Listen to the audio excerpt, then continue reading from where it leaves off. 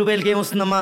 రూపాయలతో శాస్త్రీ బామ్ కొత్త ప్యాక్ వస్తుంది. జలుబు, తలనొప్పి, ఒళ్ళనొప్పులు అన్నిటికీ రిలీఫ్ ఇస్తుంది. తెలంగాణలో రైతు భరోసా, అదేవిధంగా ఇందిరమ్మ ఇల్లు, ఇందిరమ్మ ఆత్మీయ భరోసా, అదేవిధంగా రేషన్ కార్డులకు సంబంధించి ఉమ్మడి జిల్లా రివ్యూ నిర్వహించారు నిజామాబాద్ జిల్లా కలెక్టర్. మనతో మాట్లాడేందుకు కామారెడ్డి ఎమ్మెల్యే వెంకటరమణారెడ్డి ఉన్నారు. అయితే మొత్తంగా ఇందిరమ్మ ఇండ్లు కానీ రైతు భరోసా కానీ వాటి ఎలా ఇవ్వాలి, ఎలా నియమ నిబంధనలు ఇవ్వాలి, ప్రజలకు ఎలాంటి అసౌకర్యాలు ఉన్నాయి, దానిపైన ఎలాంటి రివ్యూలో ఎలాంటి సందేశాలు ఇచ్చారు, దానికి సంబంధించి పూర్తి స్థాయిలో ఏదైతే కామారెడ్డి నియోజకవర్గానికి సంబంధించి పూర్తి స్థాయిలో ఏవైతే దానికి అందరికి సంబంధించి సూచనలు చేశారో ఆ ప్రజలకు ఎలాంటి ఇబ్బందులు కలగకుండా రివ్యూలో చెప్పారు. దానికి అందరికి సంబంధించి కామారెడ్డి ఎమ్మెల్యే వెంకటరమణారెడ్డి ఉన్నారు. సార్ చెప్పండి, జిల్లా సంబంధించి రివ్యూలో పాల్గొన్నారు. రివ్యూలో మీరు ఇప్పుడే కొన్ని సందేశాత్మక సలహాలు సూచనలు ఇచ్చారు. అయితే ఆ సూచనలు పూర్తి స్థాయిలో గ్రౌండ్ స్థాయిలో అమలు కావాలంటే అసలు మీరు చెప్పిన సందేశాలు ఏంటి?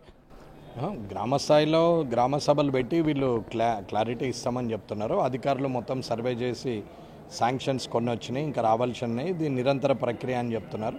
ఇంకా అధికారుల పనులు మొత్తం కానప్పుడు రాజకీయ నాయకులు దాంట్లో వేలు పెట్టి అనవసరమైన గడబడి చేయాల్సిన అవసరం లేదు. ప్రభుత్వం ఏదున్నా, ప్రతిపక్షంలో ఉన్నా అధికార పక్షంలో ఉన్నా పని అధికారులు చేస్తున్నారు కాబట్టి పని జరిగిన తర్వాత ఇది ఇక్కడి వరకు క్లారిటీ వచ్చింది, ఇవన్నీ వెరిఫికేషన్ చేసినాం, ఇవన్నీ జెన్యూనే అన్నప్పుడు తిరిగి గ్రామాల్లో ప్రజాప్రతినిధులు వెళ్ళి నిజంగానే అవి జెన్యూనా కాదా చూసి ఒకవేళ ఎక్కడన్నా అరకొర తప్పులు ఉంటే దాన్ని సరిదిద్దాలి, ఇంకా ఇవ్వాల్సిన వాళ్ళకి ఇవ్వాలి. ఇక్కడ చెప్పేది ఏంటంటే రేషన్ కార్డ్స్ అనేది సాచురేషన్ పాయింట్ వరకు ఒక కుటుంబాన్ని ప్రాతిపదికన తీసుకొని భార్యాభర్త ఇద్దరు చిన్నపిల్లలు అంటే 10 ఏళ్ల లోపల ఉన్నటువంటి చిన్నపిల్లలు 10 మేజర్ కానీ వాళ్ళు ఉన్నప్పుడు వాళ్ళను ఒక రేషన్ కార్డుగా తీసుకోవాలి తప్ప మీరు అక్కడనే కోడన్లు పిల్లలు రాని వాళ్ళు దుబాయ్లో ఉన్న వాళ్ళు ఎక్కడున్న వాళ్ళు వాళ్ళందరినీ కూడా ఒకటే కార్డులో పెట్టి కార్డులు తక్కువ చేస్తే కష్టం అనేది ఒక ఆలోచన.